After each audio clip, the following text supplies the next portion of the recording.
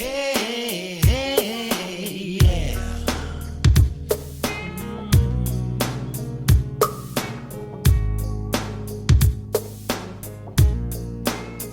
Oh, yeah.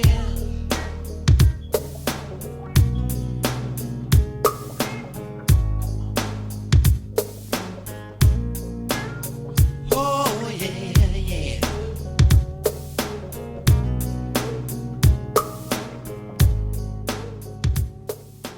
In this lesson, we'll learn about the principal tool of attainment in the methodology of Kabbalah. We'll learn about the building of an additional sense, a sixth sense, that enables a person to sense and enter an upper reality called spirituality. It's a method of how to enter the spiritual world. First, let's quickly look at what we learned in the last lessons. All right, in the last lesson, we looked at the creation of the creature in 4 phases, and we saw that creation starts with thought, the thought of the creator, the thought of creation, which is to create a creation and then fill it with love. Okay, and immediately we see a thing begin to emerge within the creation, which is a desire to receive. The Creator creates a creature which is designed for the sole purpose to receive what is being bestowed.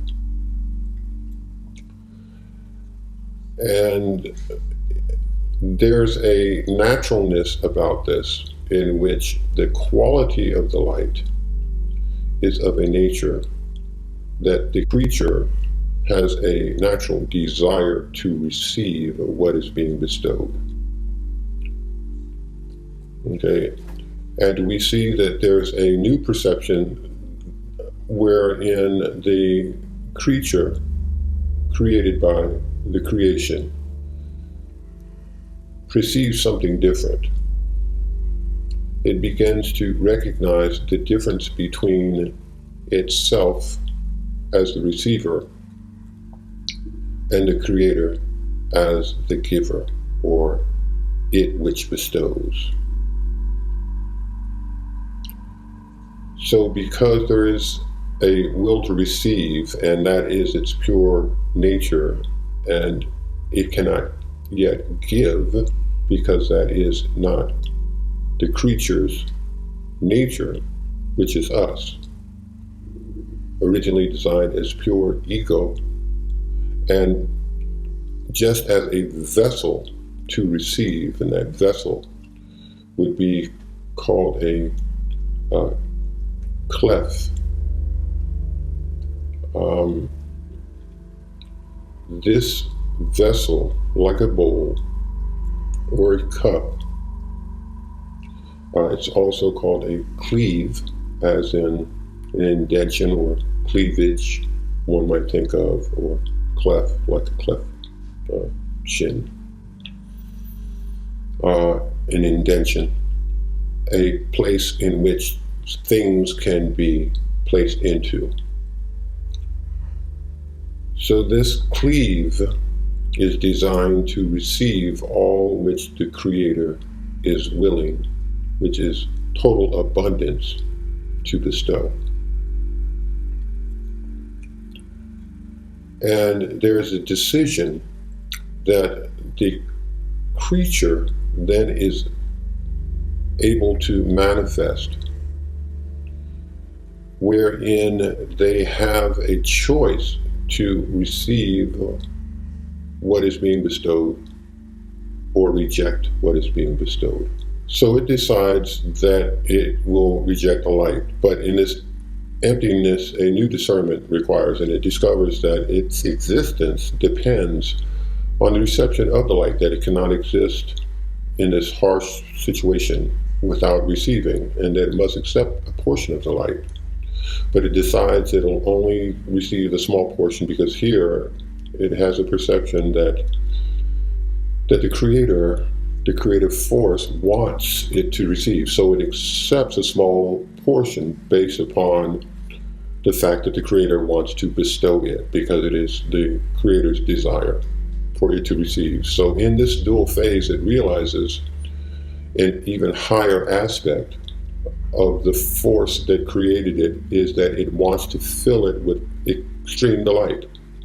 And this next phase here, this fourth phase, is unlike the other phases up to that point. Not an action done by the creator, but an independent desire.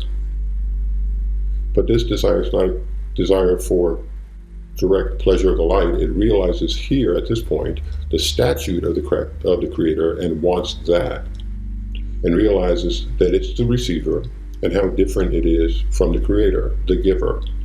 So instead of wanting to do the doing of that, it now wants to have the equivalence of form to give, okay? The creation part. So here is where we find the creature at this point. It's made a restriction on the manner in which it receives. It will no longer receive for purely itself. It's determined that it will attain the quality opposite of its nature. It was created as a will to receive, but yet it determines that it will find a way to become like the opposite quality of what it was created. In other words, giving. So as it does this, if it can find a way to do this, then it begins to enter and build a system for itself of interaction with varying degrees of proportion between the will to receive and the will to bestow. And it rises as a result of gaining greater and greater equivalence of form, becoming more and more like that which it wants to become. It rises through a system called worlds. And these worlds are kind of interaction of the both interaction and correction of the creator and the world as a whole. As it rises, it attains an inner quality of each of the worlds. These are nefesh, roh, ishira, and the various worlds are established until such point that there is greater and greater equivalence bestowed into the creature, closer equivalence of form with the creator itself. But it becomes an issue because it was created in the exact opposite phase as only a will to receive, because that's what we are, a will to receive. So how can we possibly become something totally opposite to our nature, even if we know now what the purpose of creation is and its role in it? It seems as if we're locked, stuck, or that there's nothing we can do because we are created in a perfect way and can only use our existence as a means of reception. But it has to use the expansion of our egoistic properties to turn ourselves into giving, the complete opposite of what we were created to be. So we found out that the 5 senses that we have naturally prevent us from sensing anything outside of the box or our consciousness. And there's a barrier that is preventing particular information from coming into the program, the box. And the ego is always saying to itself, what is in it for me, as a quality of the will to receive. And above it is altruism, the capacity to give, to bestow. And in order to have the ability to sense this, which none of the other senses can, we have to build a program that is built upon same qualities as to what is built outside of it, or a 6th sense that is built out of a quality of giving, or desire to give, or desire to bestow. And so there is a screen that is manifested that allows for us to mechanically allow for that to happen. Now the word Kabbalah means how to receive, or the proper way of reception. The method of Kabbalah is completely practical. It shows us precisely how we can take our creation the nature of our creation and turn it into a proper mode of reception, a transformed, corrected mode of reception that becomes giving. All right. Now, right now, when we receive into the world will to receive, we find that our experiences are very limited. The will to receive can never be filled. Let's say there's a desire for a piece of cake, a wonderful cake, strawberry shortcake with whipped cream and sauce. And there's a need, an idea, a lack of this. Now, as soon as we get this cake and begin to consume the cake and it touches the desire, then the desire lessens. It's not permanent. It lives and then it dies. Because pleasure is only felt at the junction point between a need and its filling. The moment that the filling passes beyond the need, it can no longer be felt. So the desire dies or weakens. What Kabbalah wishes to teach is to find a correct way of receiving.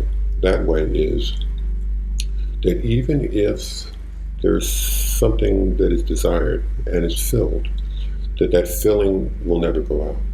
That feeling will never go out. And the desire will expand, and the more that the bestow enters, the more the desire grows as well. And the only way that can happen is through the dual phase. This reception is then done not for us, but to fulfill the thought of creation. It's done for the Creator. So this reception now becomes a form of giving, Kemel. So how do we do this? How can we achieve this? The Kabbalist understands a particular analogy. There's a story, very profound, and how to overcome it. It's profound because it gives us the real nature of what we are, something we don't notice. There are two friends, and one friend decides to make a dinner for his friend. And he thinks about everything that his friend loves. He thinks about the food, the wine that he might like, the amount of the food, the way the food should look, the ambiance of the presentation. Every aspect of how he might be able to please his friend with this fantastic, perfect meal.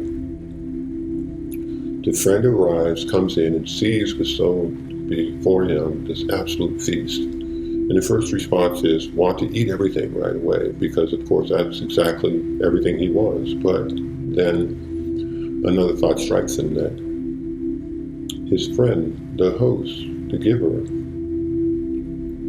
is giving, and he's only there to take. And there becomes this feeling of shame, because he realizes that the giver is before him, and he has nothing to give. Realizes that his friend has done everything for him, and he's only there to take, and overcome by shame. You know what it's like when someone gives you some big gift that you hadn't expected, and you have this kind of hesitation of, I can't accept this. This quality of shame, the perception of being the receiver, or purely the receiver. He won't eat, and his friend, the host, says, but you don't understand. I spent all this time just thinking about you and what you would enjoy, how we would enjoy this together. And now if you don't take what I've given you, this whole meal will be ruined for me. I'll get no pleasure because you won't enjoy it. And so the guest at that point realizes that in this situation, he really has the control. That he's not just the receiver. If he can realize while he's eating this food that he's only doing it to fulfill the friend's desire, and he doesn't feel ashamed. He can enjoy it. He can go ahead and taste it and partake of it as he first wanted to when he first saw the food. Because he realizes that his friend will only be satisfied or receive enjoyment by seeing him enjoy the food. So it's now starting to understand the reciprocal nature. The guest not only feels the delight of the food, he also understands the thought of the host. Because now he's thinking the same thing towards the host that the host is thinking towards him. I do this to fulfill completely my friend. He couldn't be more satisfied that I eat this because that was his entire goal. So I will fill him completely by my receiving and my enjoying. So this miracle, which is nature of being able to take the will to receive and turn it into the will to bestow, the thought to bestow.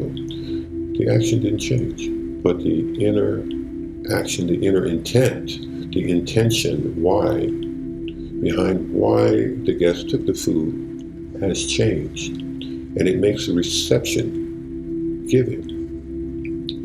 This is how that intention how that intention to receive in order to bestow to the host can be turned into a sensor called the screen, and how it allows the person, the creature, us, to attain the levels of bestow that are the spiritual world. Here is our will to receive, our vessel, our cleave. Now this cleave is filled with desires, with hungers, with wants of the meal, of the pleasure, of what is being bestowed. And what the creator, the host, wants to give to the creature exists outside in the area or realm of bestow. And always the light presses on us and wants to fill us with 100% unbounded delight, but only to the degree in which we can receive the light on its terms through giving can we allow it to enter into the cleave. Otherwise we have no sensation of receiving or the pleasure of what is being bestowed. So in order to enjoy the pleasure of the meal in terms of spirituality, a screen, which is an intent, is placed upon the entry of the cleave, the will to receive. The intent is not to receive for myself. And once that's there, all of these other things can begin to be sensed, can begin to be regulated, and we can determine what the experience inside the will to receive will actually be. So the first thing that we feel in the meal, in the receiving, strikes the screen, the barrier. Now, and if the creature can accept that amount into it in order to only to please the host, then it experiences it as a first course of the meal, like the soup. And if it can maintain that, not for self, but only for the host, then a portion of the light actually enters into the cleave. And not only the portion of the taste and delight, which must be fulfilled, but also the sensation, the intention of the host in giving that thing to the creature, us. So 20%, let's say, will enter that first fifth of the stomach, as an analogy. And the rest of it will be rejected, placed aside. Not that the pleasure isn't felt, it's just that a greater pleasure supersedes a smaller pleasure. The cleave is not concerned about that. The only thing that it's paid attention to at this point is the thought of the creator. So 80% will not be felt, but only 20% will be perception, perceived. Now, if a further amount can be accepted in order to fulfill the thought of the host, then 40% fills, and only 60% is then rejected. or a place to side. So what happens in here is that the light of the creator, the thought, the level of attainment, of similarity within the Kli itself, within the creature, us, that part of us that becomes like the creator begins to grow, begins to expand. This is the means by which we grow a soul. The first light, the first 20%, that's the light of Nefesh, the first level of soul. Here, if this intention matches the intention of our creator of giving on the second level, the Ru'af, enters the Kli. This is not just knowledge. This is not some kind of intellectual thing. This is an actual similarity of form with the creator, that what is inside of us is a direct perception of what exists outside of us. The sixth sense now is telling us what the spiritual object actually is, not that it's super solid, but it is a thought in the creator's intention toward all of creation. And when this continues to grow, where now 60% becomes filled and only 40% is rejected or not felt, a new light enters. This light is called Neshama, and a deeper understanding of the Creator's thought, a greater similarity in terms of our hunger. We've passed the main course and accepted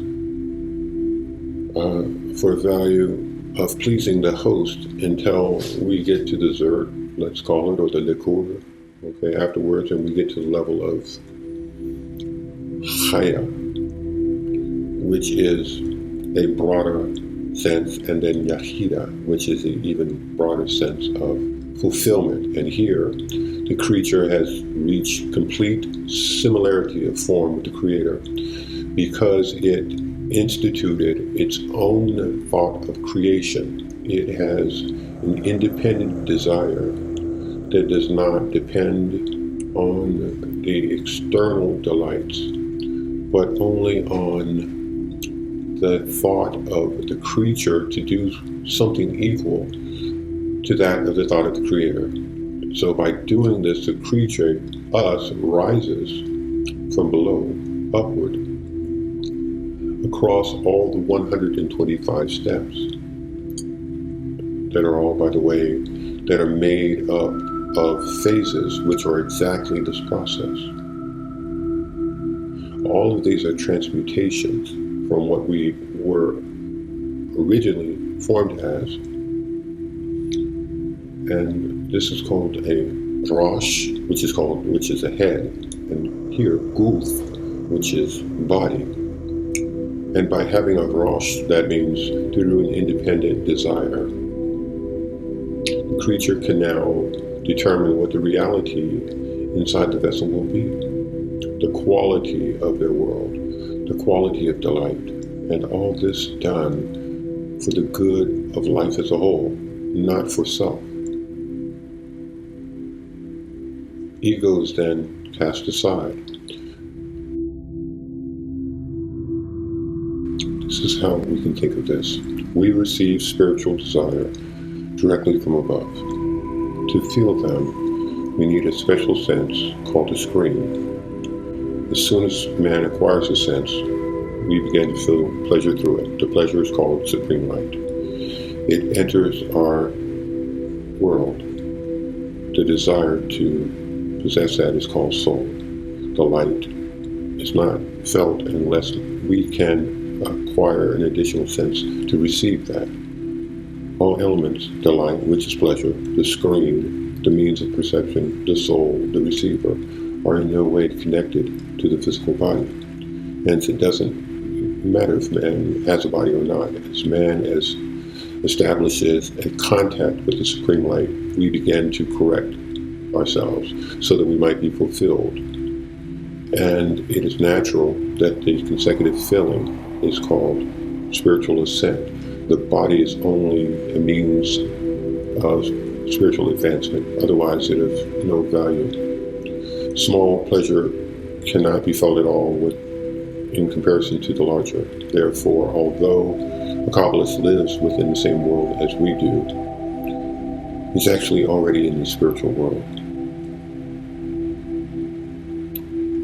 Of this world, but not.